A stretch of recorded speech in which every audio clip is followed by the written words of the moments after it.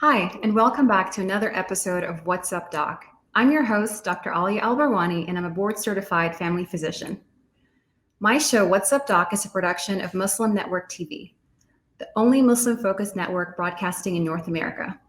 You can watch us at any time on Roku TV, Apple TV, Fire TV, and Samsung 19.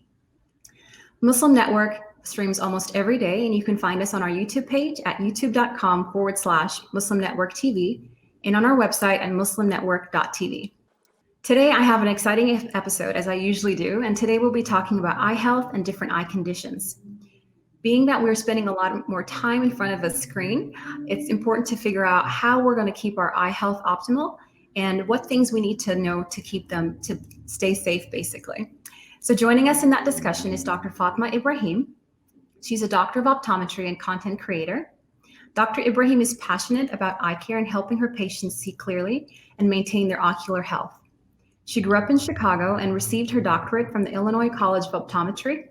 She lives with her husband and practices in Dallas, and in her free time, she enjoys sharing eye health tips and lifestyle inspiration on Instagram. Welcome, Dr. Ibrahim. Thank you. Assalamu alaikum. And thank you for having me. Welcome, Islam. It's such a pleasure to have you. I think that this is such an important topic for us to discuss, especially as I mentioned, in a time where I'm sure a lot of us are spending more time in front of screens, working from home and having to stay indoors. And so making sure that we're keeping our eyes nice and healthy is definitely important. Yes, it definitely is. So let's start off by introducing a little bit about what optometry is. I feel like a lot of people confuse that with other eye specialties like ophthalmologists or things like that. And so let's talk a little bit about what you do and what an optometrist does.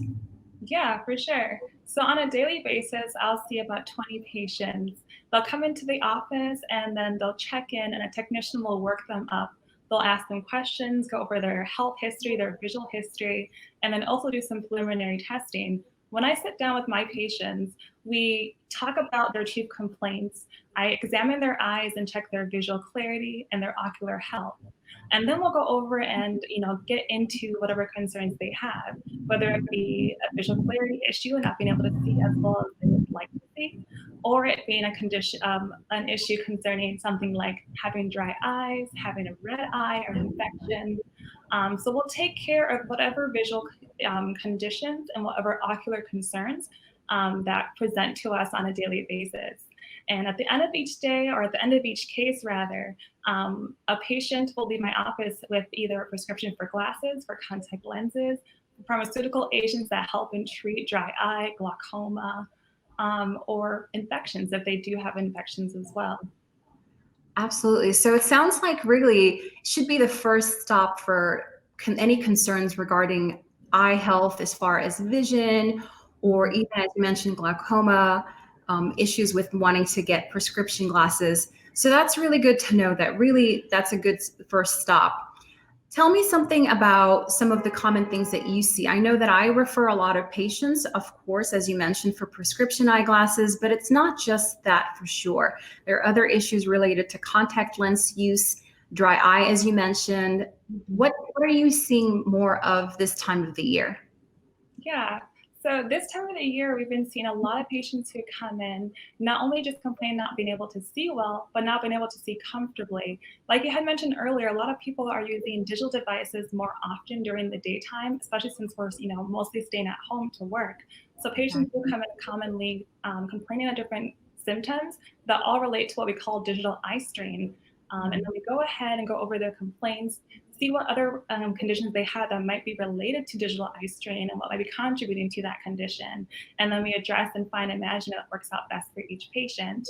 Other common conditions, that patients come in with include eye infections and inflammation, uveitis and iritis, so different types of inflammation of the front parts of the eye as well as internal parts of the eye as well, glaucoma, macular degeneration, cataracts, which is a cloudy lens. All over. It sounds like you're It sounds like all over the board. You're seeing everything, and it's common now and always. Yes, What it exactly. sounds like. Okay. Wow. So that's really impressive. Let's go back to what you mentioned about digital eye strain. Yeah. I know that a lot of patients come in thinking that they have migraine headaches or tension headaches, and they're concerned that it might be a medical condition. And when I ask them a little bit, dig a little bit deeper and find out that they're now, as we said, spending more time in front of a computer, longer hours in front of a computer without taking breaks, I usually suspect that it is related to eye strain. So can you share with us and our viewers a few tips on how to know, or some telltale signs that that's what you might be suffering from, as well as some tips on how to prevent it from happening? Yeah, of course. So when a patient comes in and they're complaining of, migraines or headaches, and they're also talking about the location of that pain being related to, their eye area, their ocular part of their head, that may be related to digital eye strain. Or they complain of having fatigue that's increased after using the computer, maybe towards the middle part of their day or towards the end of the day. They might be experiencing like fluctuations in their vision, not being able to focus as well as they'd like to when they're looking at a screen, or even having possibly double vision or blurry vision. Additional other concerns also come up. Those are all related to digital eye strain symptoms. So when patients do have digital eye strain, the first thing we like to do, of course, is, go through and assess their visual health and then determine their prescription, their accurate and their current prescription. Not having a current prescription can be very problematic when it comes to using a computer screen or any digital device for long periods of time, because if you're uncorrected, that can cause undue strain, which of course, if you wear glasses, can help alleviate that extra strain and that stress on the eyes.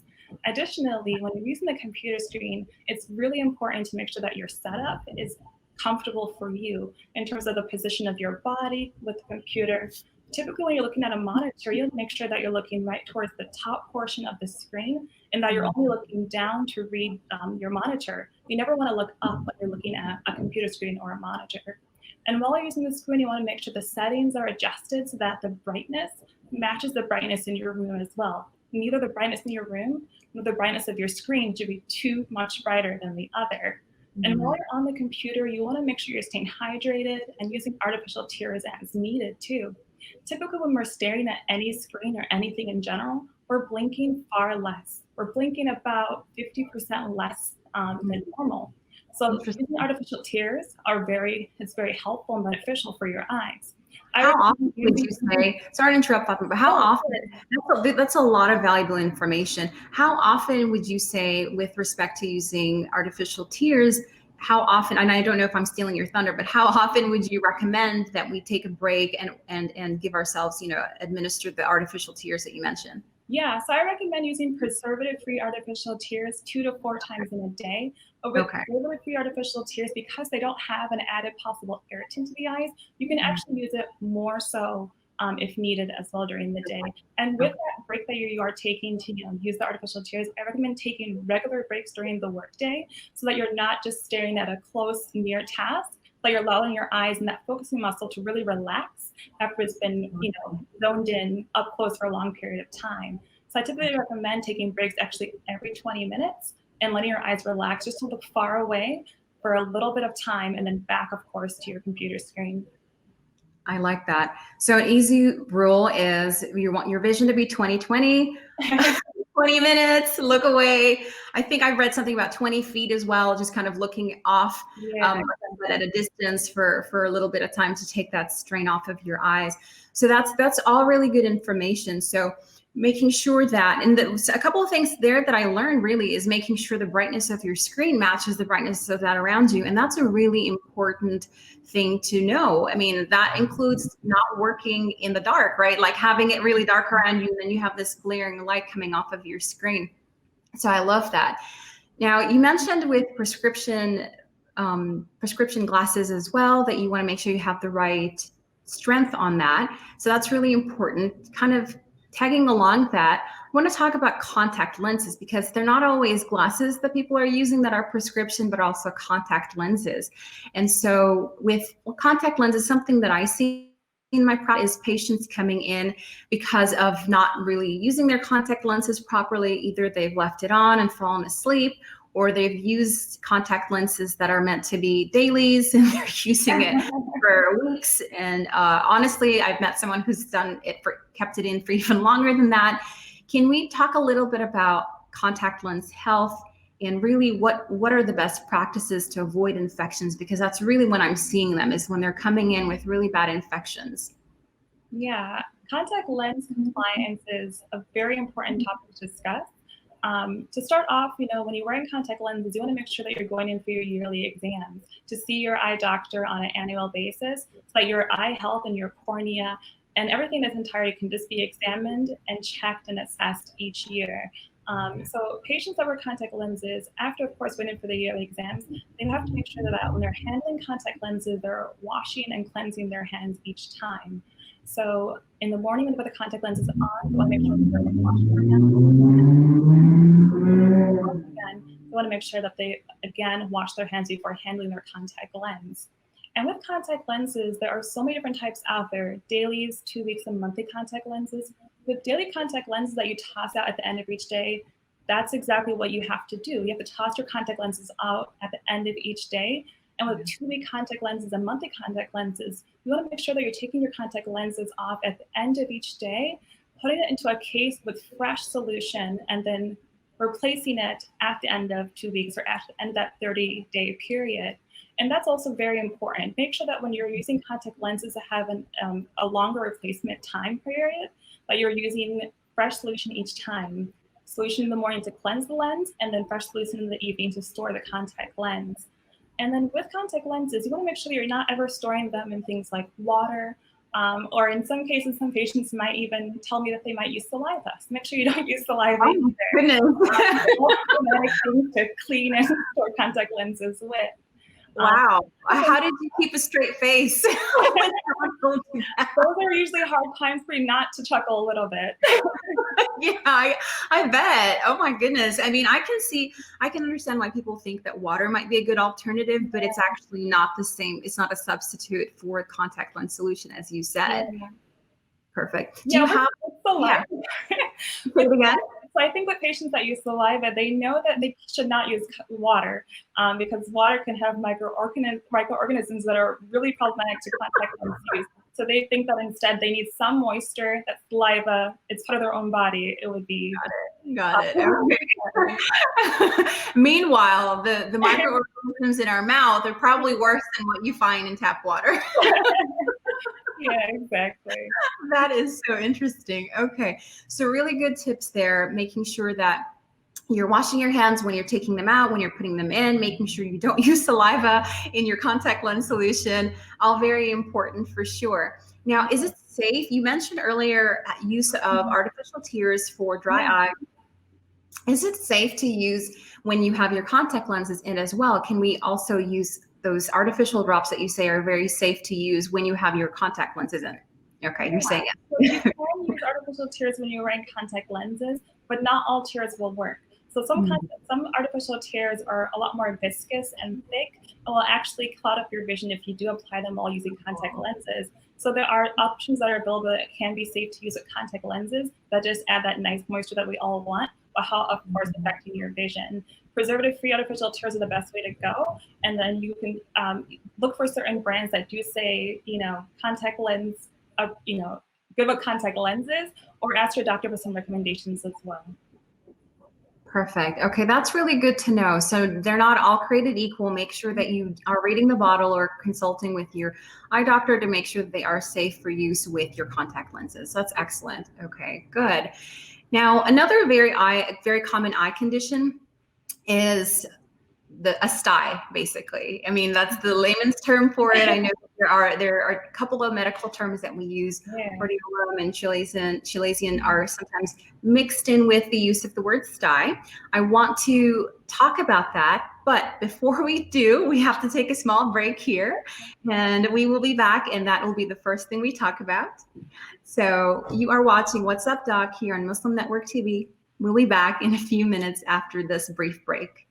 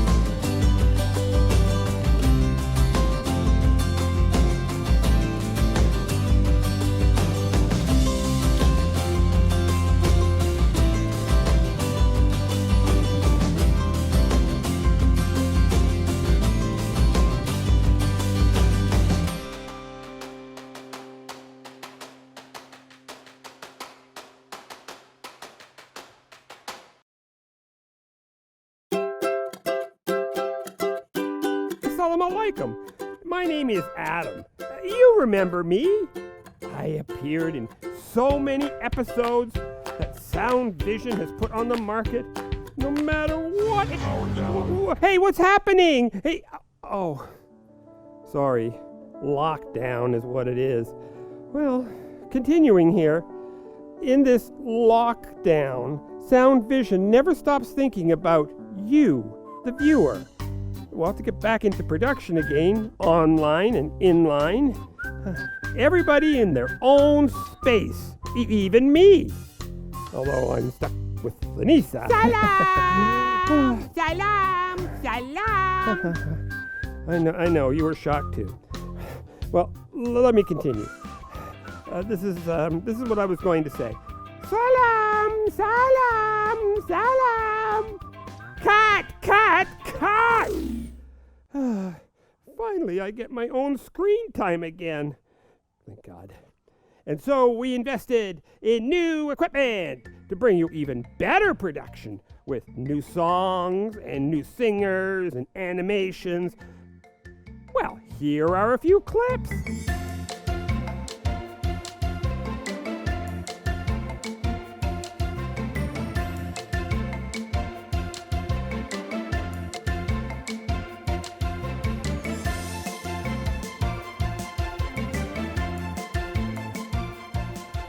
And Sound Vision has brought all this into your home, making Islamic values and teachings easy.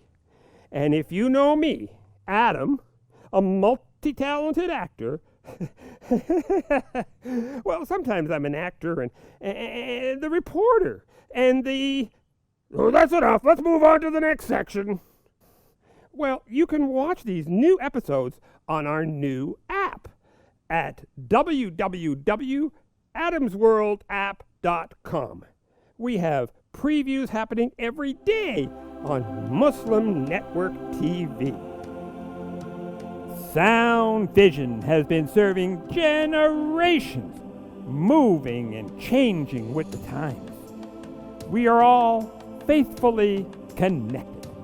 That is a huge blessing. Your donation helps keep these programs available now and into the future. We take this job of helping tomorrow's Muslims today seriously, and you should too. Today, we need your help. Children absorb and learn from everything they encounter. Make that wholesome, positive, grounded in our faith. Together, we can accomplish our goal of raising better Muslims, better neighbors, and better citizens. Please donate generously. It's an investment in our future. But to finish, let me tell you, there are new scripts of my new mission. And it is something that I enjoy talking about. My new mission is space. Houston, we do not have a problem. Salam, see you soon.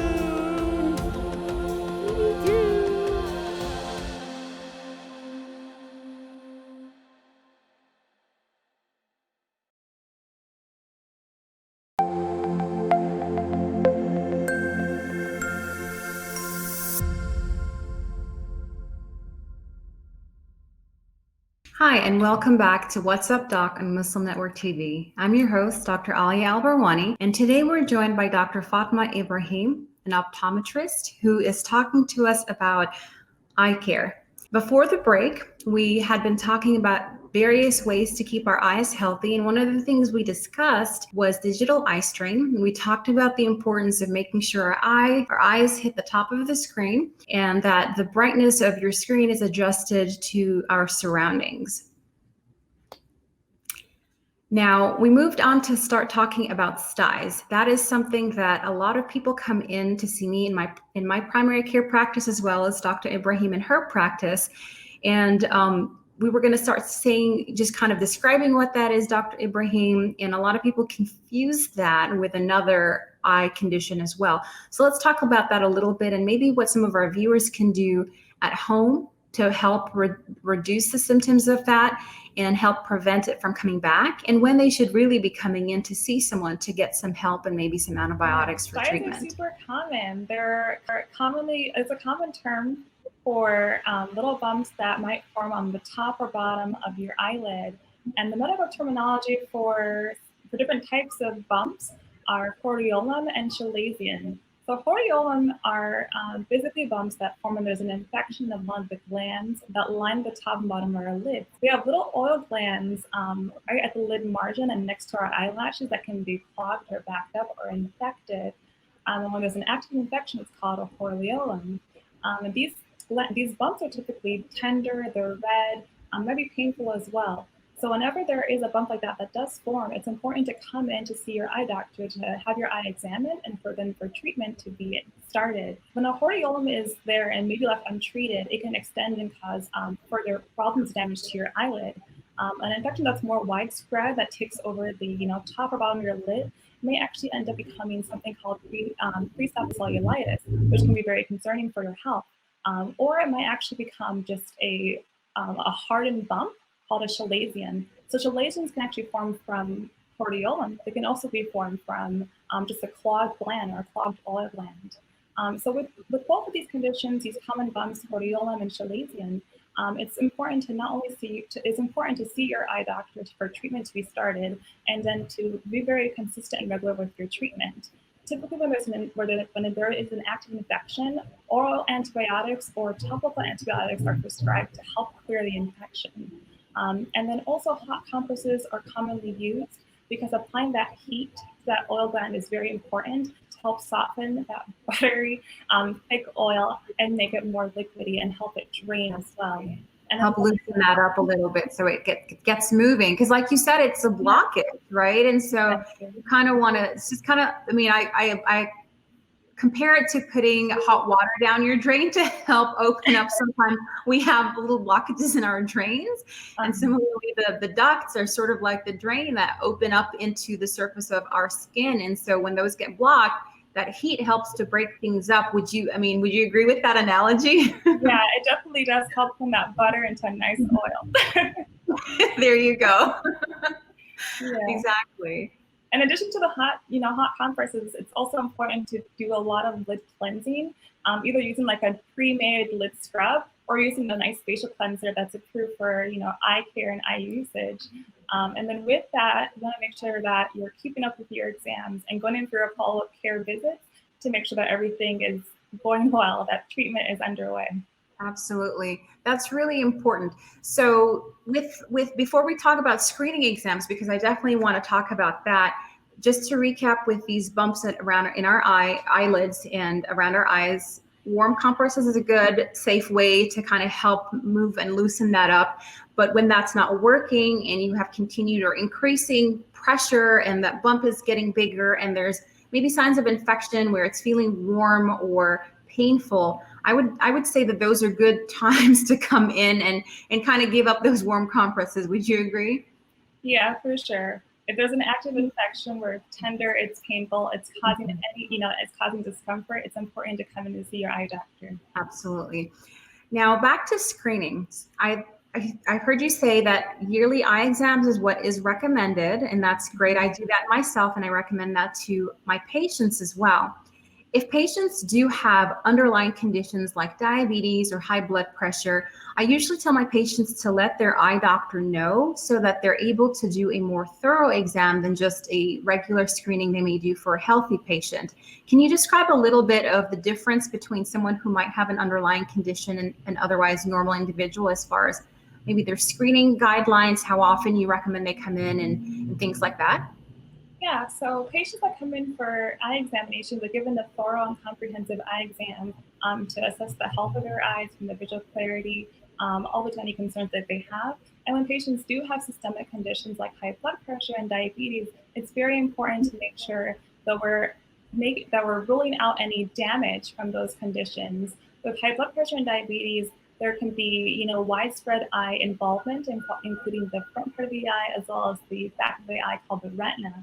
So it's very important, of course, to come in for your exam and dedicate it to a diabetic eye exam, for instance. So with patients that do have high blood pressure and diabetes or other systemic conditions, when it's well controlled and very mild in terms, or if there is any mild eye involvement, I will see them on a yearly basis. When they start to have conditions that are not well controlled, when there starts to be more involvement within the eye, so it goes from that mild to that moderate stage, then they have to be seen more regularly. So I typically will see patients that have, for instance, moderate diabetic retinopathy on a 3 to 6 month basis. Okay. That's good to know. So a good rule is to make sure you get in there early to get that assessment, and then follow the guidelines based off of if there is any kind of disease that's found on your exam. So that's great. I'm glad to be able to kind of reinforce that with our viewers and my patients. Now, we've been talking about adults. Let's switch gears a little bit and talk about our pediatric population.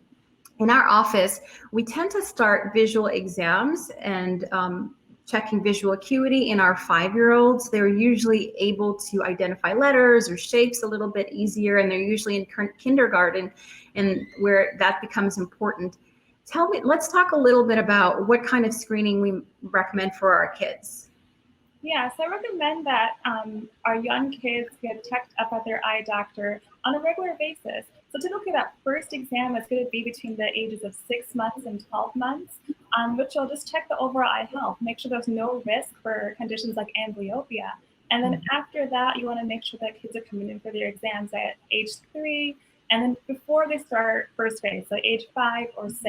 And then after that, every 1 or 2 years, and more often, more regular if they have certain conditions, like they can't see very well, or they have conjunctivitis that happens, or if they have family history of certain medical conditions, or they themselves have systemic conditions like diabetes, for instance.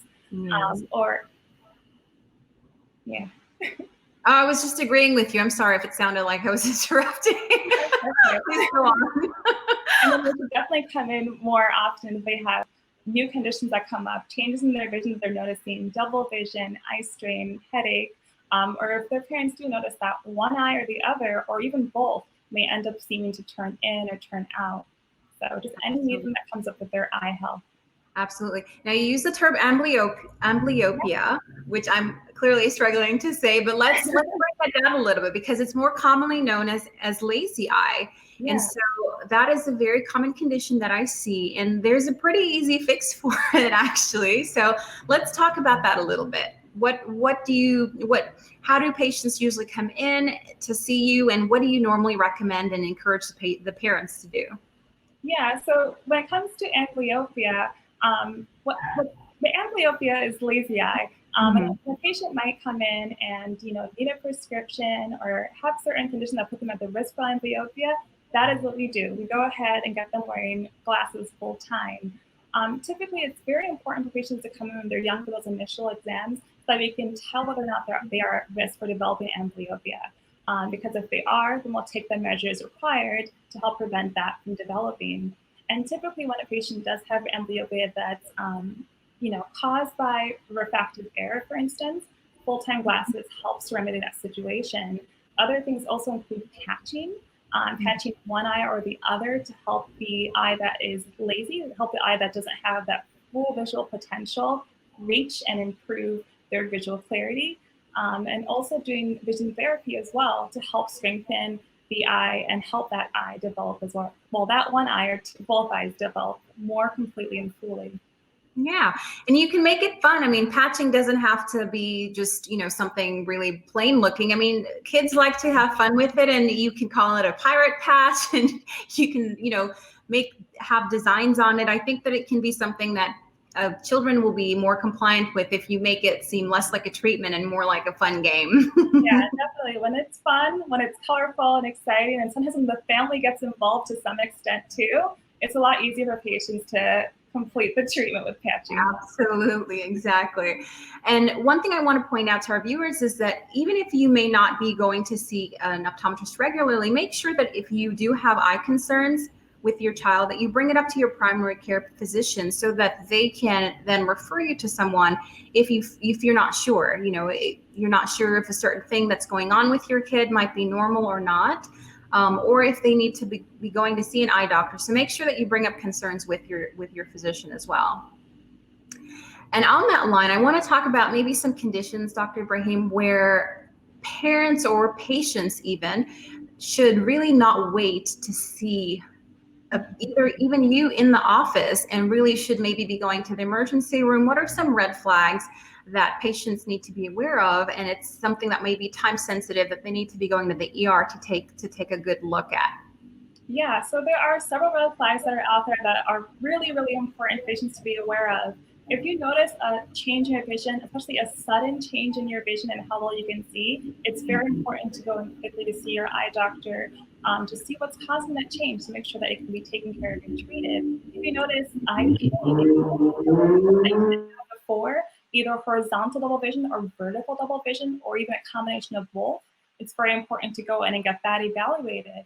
If you're experiencing floaters that are just new and lots of them in your vision, bright flashes of lights in your vision, it's important to get in and get your eyes checked. If you notice like a loss of vision, if you notice that there's something blocking a portion of your vision, those are really important things, really big red flags to get addressed. Absolutely. Those are good points. Just to recap, you said double vision, sudden loss of vision, a lot more in bright lights. Now, floaters are something that even I see every now and then. So let's talk about that just a little bit and differentiate what is a normal floater and what is a concerning floater. Yeah. And what is a floater for those who are not familiar with that term, right? Yeah, exactly. So that is very true. So there can be different types of floaters that you can experience. So typically, most people will experience normal floaters, which are just little strands or little clumps of strands within the vitreous. The vitreous is a jelly that's in the center of the eyeball that kind of changes over time. And then those little strands, those little clumps of strands, cast shadows on the back of your retina, so that when you're looking around, you might see little things moving around in your vision sometimes. And these are typically small. They're typically like, more translucent, more gray in color. And you'll notice them more so when there is like a change in contrast or color contrast, looking at a white background, for instance. Problematic floaters, on the other hand, can be a result of a retinal tear or a break within that retinal tissue, or it might be related to a retinal detachment as well. So in that vitreous, so normally the vitreous is adherent or attached to the back of the eye called the retina. Over time, that vitreous jelly starts to shrink. And when it shrinks, it actually pulls away from that retina and then can cause either a normal and safe posterior vitreous detachment, or it can cause a problematic break in the retina and actually release lots of floaters that you will see that are darker, that are more obstructive to your vision, and kind of come out of nowhere.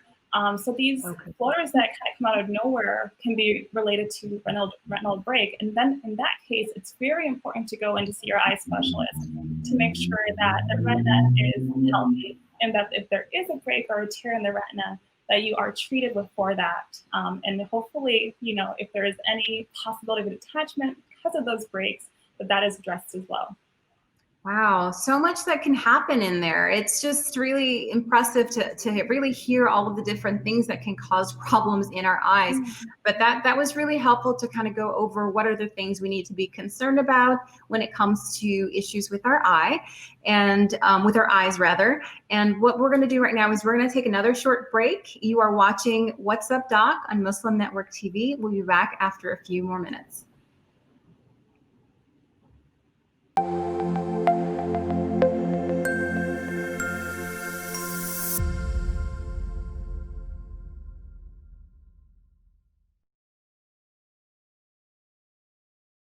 My wife, she's a professor at the University of Cincinnati, who's Catholic, and by her watching and listening to our 3-year-old son watch Adam's World, she ended up taking Kalima Shahada. She embraced Islam because she learned so much about Islam and the other prophets. It really affected our life in a great way, and because of Sound Vision and Adam's World, we're Muslims. I took my Shahada 15 years ago, and I actually am from a rural part of Ohio. And so I found the catalog for Sound Vision, and I ordered the the tapes and the CDs and the books, and I use those, and especially for my little daughter, that's how we basically learned our Islam, and Islam entered our hearts through the wonderful works of Sound Vision.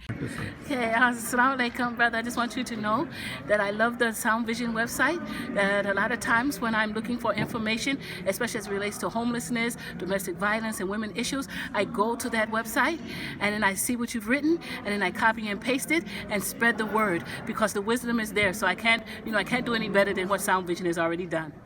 Sound Vision is our survival guide. It is the organization that provides skills for Muslims how to survive and thrive in this community here in the US. Assalamu alaikum, my name is Anam, I'm in 11th grade, and I grew up with Adam's World, and what it taught me was unity, respect, and love for the Muslim Ummah. Adam's World is the greatest show ever made. Take me to the Kaaba, man. I love that puppet.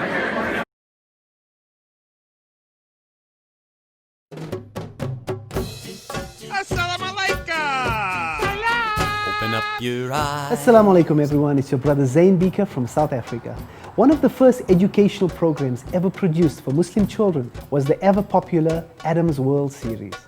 The colorful and comical Muslim puppets stole the heart of a generation. Sound Vision will be releasing brand new episodes of Adam's World with the launch of a Adam's World app. Subscribers will enjoy new Adam's World episodes as they are released, as well as all the classic episodes of Adam's World. So visit adamsworldapp.com now to learn more, subscribe, and enjoy new adventures of Adam and his friends. And let's keep helping tomorrow's Muslims today. Assalamu alaikum.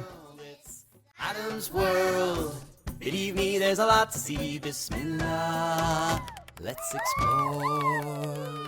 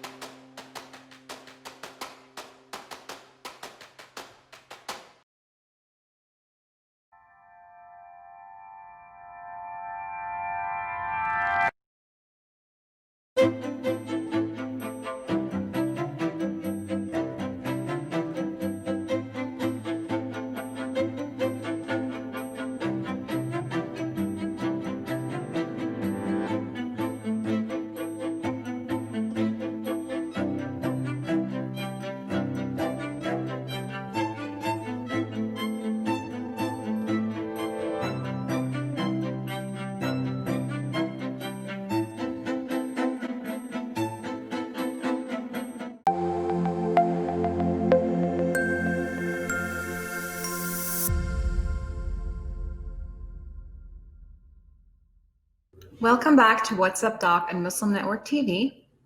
Before the break, we were talking with Dr. Fatma Ibrahim about eye health and specifically certain things that we need to be careful or pay attention to as red flags to seek help.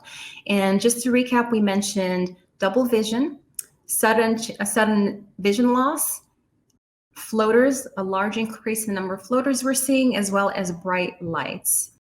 And speaking of bright lights, personally, I find that my eyes are very sensitive to bright lights, and so I wear a lot of sunglasses. I've been told by someone before that wearing polarized sunglasses is more important than wearing non-polarized sunglasses, and that there may be benefits to wearing polarized sunglasses. If you can comment on that a little bit, and just in your experience, are you recommending that to your patients? Is this just one of those myths that get passed around, or is there really a protective effect to wearing polarized sunglasses? Yeah, so when it comes to wearing sunglasses, both non-polarized and polarized sunglasses are great options for your eyes as long as they're protecting 100% or protecting against 100% of UVA and UVB light. Polarized sunglasses kind of take it a step further and really eliminate the glare that you'll see from different types of surfaces that are more horizontal. So surfaces like water that produce glare are blocked, but that glare is blocked when you wear polarized sunglasses. So that actually helps you achieve a bit more sharp vision, more clear and crisp vision than a pair of non-polarized sunglasses will provide. So I typically recommend sunglasses for all my patients, be it non-polarized and polarized, as long as they block UVA and B, and as long as they're big and do really prevent light from seeping through. But both are great options. That's good to know. That's good to know, because I was convinced that it was going to help prevent formation of cataracts in my older age and thought I was doing a great thing for a great service. Yeah. Now, other glasses that I've heard, or another myth about wearing different kinds of glasses this time, are the blue light blocking glasses for when we're looking at screens. And I know there is a lot of information, different information out there, but from what I've read, there doesn't seem to be really any conclusive consensus that there is much harm that is done by these blue lights, or that blue light blocking glasses are helpful in any way.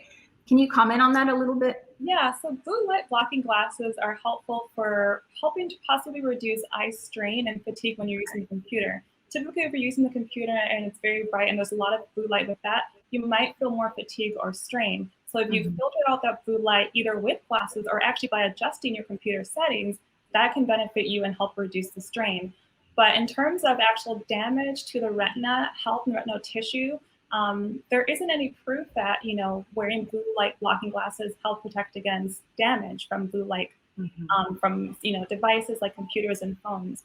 Blue light that comes off of the computer that we use or the phones that we use as well are just not enough to cause damage to the retinal tissue.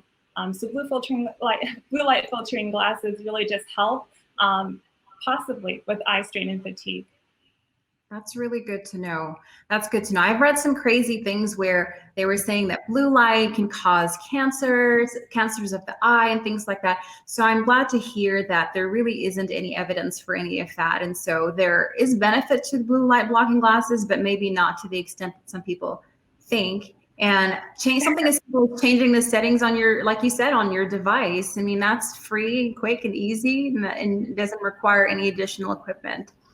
So before we wrap up, Dr. Ibrahim, I want to go over a few things that maybe our viewers can do to help improve their eye health, as far as maybe some exercises that you recommend to your patients, or even some supplements that can help. I know we all hear about the importance of vitamin A and eating carrots and things like that. So yeah, I mean, I remember as a teenager hearing that, and both my parents wear glasses, and I was convinced, I was just firm on the fact that I was not going to wear glasses. So I ate a lot of carrots, but we can't beat our genetics. So I may eventually need them, glasses that is anyway. So let's talk a little bit about maybe some other things outside of your genetics that you can use to help you with your eye care. Yeah, of course. I mean, top of the line is just going in for your eye exams just to make sure everything is nice and healthy. There's no causes or no concerns that we have. But in terms of supplementation, I recommend that patients do take a complete multivitamin, that carries vitamin A, vitamin B, vitamin E, and C that are all necessary for eye health. So those vitamins are necessary for eye health. And in addition to those, some patients will opt to also take, some patients also recommend that they take lutein, zeaxanthin, omega-3, and also zinc as well. Lutein, zeaxanthin, and zinc are very helpful in terms of macular degeneration. So patients that have early macular degeneration, it can help protect against it from progressing. And in some patients too, it can actually reduce the risk of developing macular degeneration. Sorry to interrupt, Dr. Ibrahim, but where do patients find these supplements? The two that you just recommended. Can you just repeat that for us? Yeah, the two supplements I recommended that are really good for for macular degeneration, in addition to zinc as well, those ones typically can be found at any optometry office. So most optometry offices will have some that they sell, and they also can be found online too. So different companies make them, like I Promise, and they make eye vitamins for patients that contain lutein and zeaxanthin as well. Perfect. And are there any exercises that we should be doing to strengthen, if that's even a thing? I know you mentioned taking breaks from looking at our screen, but are there any kind of exercises that you recommend as well? Or maybe some things that help relieve tension in our eyes after a long day of looking at things? Yeah, back to digital eye strain, really, when it comes to like taking breaks from the computer use. What I was mentioning before, what we call that is actually the 20-20-20 rule, where you know, every 20 minutes, you look 20 feet away. Basically, you're looking far away for 20 seconds. So that's something that I definitely recommend for my patients to do, just to give their eyes that relax from that focusing, you know, for the bulk of the day. And then, you know, in addition to the supplements I mentioned earlier, some patients, I also recommend that they take omega-3s for their eyes as well. So omega-3 fatty oils for the eyes, or fatty acid for the eyes. And that's very helpful too for some patients that do suffer from dry eye, to help them produce more of their own tears. It's beneficial in that sense too. Awesome. Such important information. Thank you so much, Dr. Ibrahim. You shared a lot with us, from everything from lazy eye to styes to how to prevent any kind of, or how to detect any kind of issues in our eyes early. And so I thank you for your time, and we really wish you every success in your career. Thank you again. For having me. Of course, of course. Thank you everyone for joining us on another episode of What's Up Doc. I'm your host, Dr. Aalia Al-Barwani. You can watch all of our episodes on our YouTube page and on our website at muslimnetwork.tv. I will see you on our next episode.